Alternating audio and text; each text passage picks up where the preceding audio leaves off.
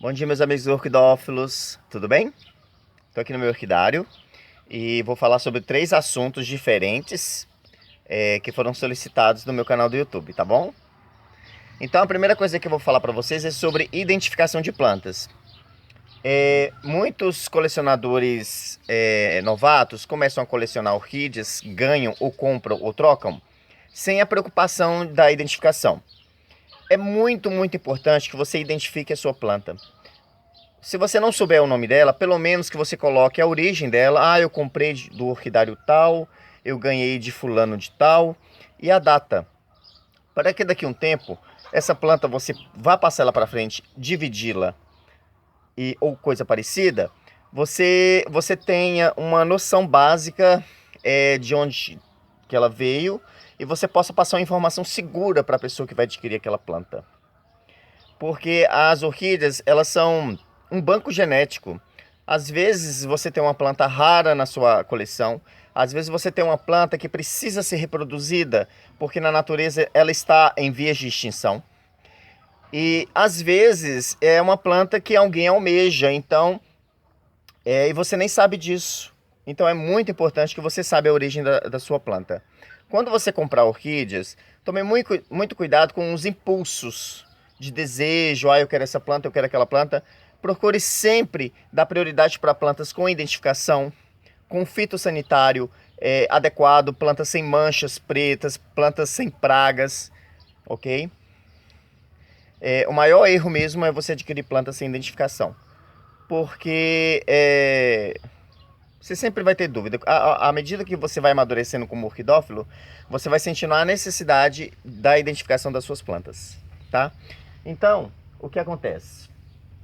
Acontece que você pode comprar essas plaquinhas plásticas em exposições, em orquidários, em sites. Na Bela Vista vende essas plaquinhas, vários orquidários vendem essas plaquinhas, que é uma plaquinha plástica.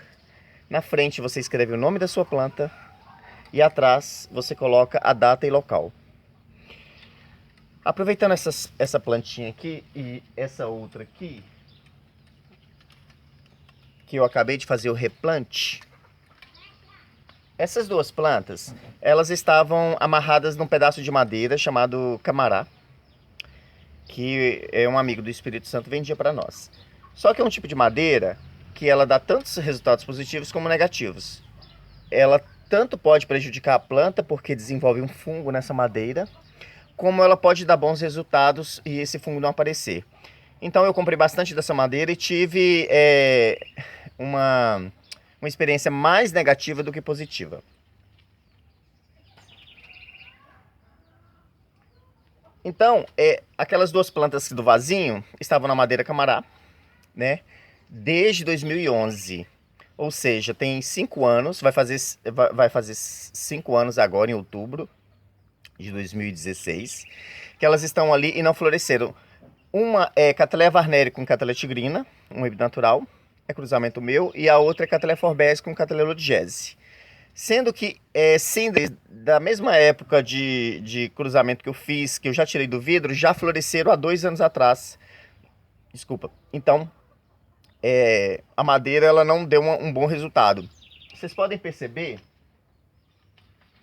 que este híbrido aqui, ó, que tem quase 5 anos de vida, era para estar dessa altura, aproximadamente, que é a altura de uma Cattleya forbes ou lodgesi adulta. Mas olha só, ela se desenvolveu mantendo um padrão desnutrido. Então, como eu tenho muita planta, às vezes eu não tenho tempo de mexer, aí eu fui pegando essas plantas e replantei.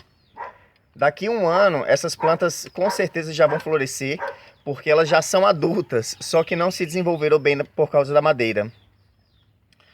Igual eu falei, às vezes dava resultados positivos, que eu vou mostrar agora, e resultados negativos. Agora eu vou mostrar para vocês os resultados positivos.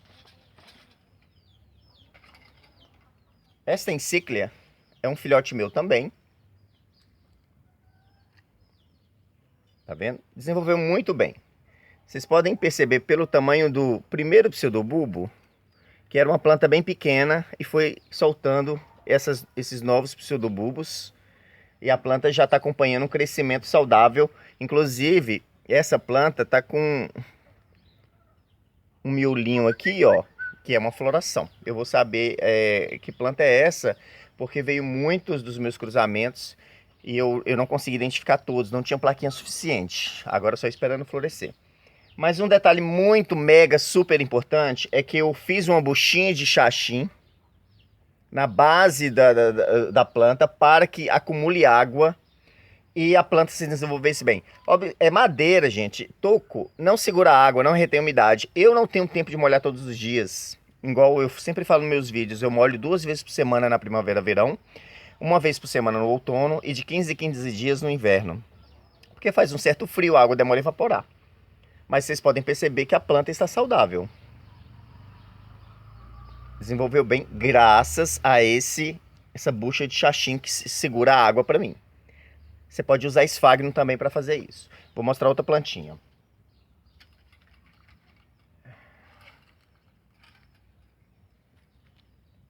Essa planta é uma Cattleya Isabella.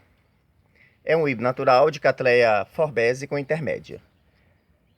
Essa planta também, quando ela veio para mim, ela veio só a traseirinha bem pequenininha. E foi desenvolvendo até chegar aqui, neste padrão. A mesma coisa da madeira camará, teve um bom desenvolvimento, mas também graças a essa bucha de xaxim que eu coloquei aqui para reter umidade. Então eu creio que não deve demorar a florescer. Eu estou pensando até em colocar esse toco num vaso, complementar com um mix com brita, para dar uma reforçada no desenvolvimento dessa planta.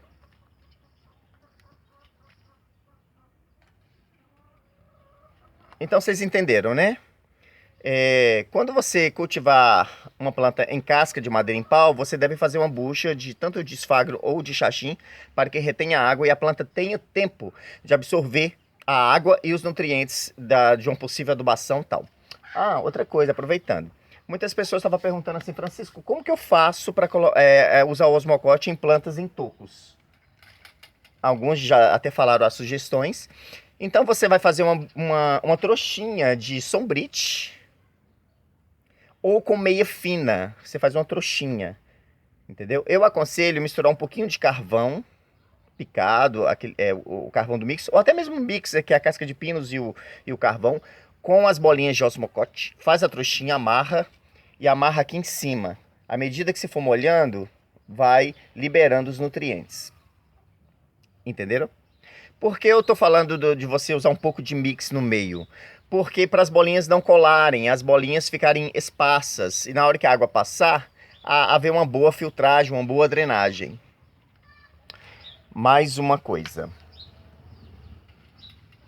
Quando vocês estiverem com uma planta doente no vaso, uma planta que os subulbos estão apodrecendo, a melhor coisa que você tem a fazer é retirar essa planta, cortar com a faquinha de pão as partes podres, mortas. Se você perceber que o rizoma está podre, então você vai fazer o tratamento com fungicida sistêmico. Tem um vídeo meu falando sobre plantio que mostra eu colocando uma planta dentro de um balde azul quadrado com Casumim, que é um fungicida, para tratar aquela planta. Depois que você deixar essa planta mergulhada nessa solução de fungicida sistêmico por no mínimo 4 horas, um dia inteiro, você vai pegar essa planta, botar ela em cima no jornal, num canto que criança não tem acesso, cachorro, animal doméstico não tem acesso, para essa planta descansar. Logo depois você pode plantar em vaso plástico bem furado com o substrato mix, ou amarrar num pedaço de xaxim, da forma que você quiser, certo? Uma colega minha falou assim, você me indica aplicar fungicida de prevenção? Não indico. Você deve observar as plantas doentes e tratar as plantas doentes em particular. Igual eu faço, num balde com a substância, jogo o substrato fora, entendeu? Não reutiliza substrato de planta doente e deixa a planta ali tratada e planta em novo substrato. Você aplica o fungicida em todo o seu orquidário como prevenção, não funciona. Porque o fungo, ele fica nas entranhas do substrato, na planta, num vaso. E você pode se intoxicar com a quantidade de fungicida que você tem que aplicar.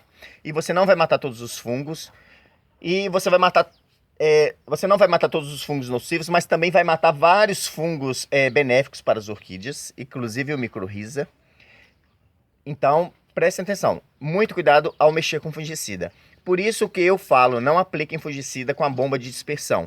Faça o tratamento no individual. Localize a planta doente com podridão negra, com canela seca, e faça o tratamento, ok?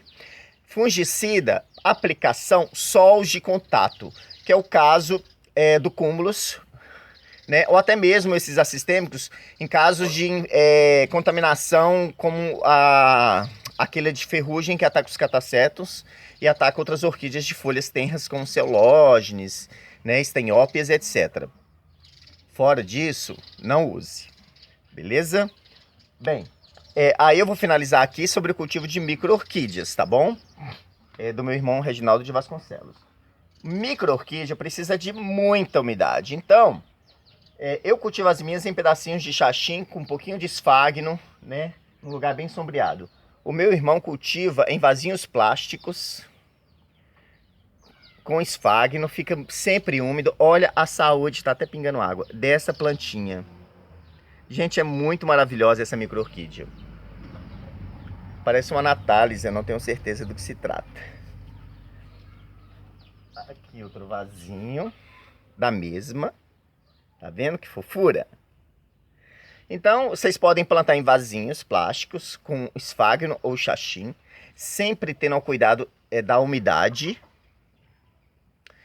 E sombra, não suportam o calor, o sol excessivo, são muito nocivos para micro-orquídeas. Então vocês já sabem, né, que não pode sol e calor. Bem, galera, qualquer dúvida sobre esses temas que eu falei, por favor, me perguntem que eu vou responder. Se eu demorar, aguarde que eu vou responder, porque às vezes eu viajo, acontece alguma coisa que eu faço o máximo possível para acompanhar os comentários no meu canal do YouTube, tá bom? Um beijo, obrigado!